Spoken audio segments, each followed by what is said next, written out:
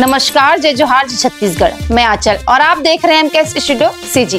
छत्तीसगढ़ के बालोद जिले में मुखबिर से सूचना मिली कि स्कूटी की डिग्गी में एक लड़का गांजा को छुपाकर रखा है, जो डोंडी लोहारा से बालोद की ओर जा रहा है।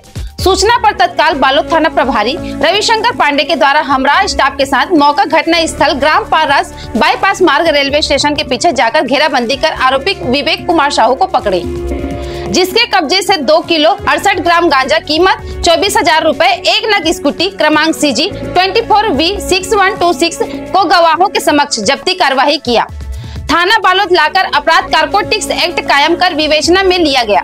इसी दौरान आरोपी विवेक कुमार साहू, पिता देवसिंह साहू, उम्र 29 साल, पता संजय नगर, केयर ऑफ सुमन साहू को मकान थाना व जिला बालोद छत्तीसगढ़, स्थायी पता ग्राम कापसी, थाना डोंडी लोहारा, जिला बालोद छत्तीसगढ़ को गिरफ्तार कर न्यायिक रिमांड पर भेजा गया है।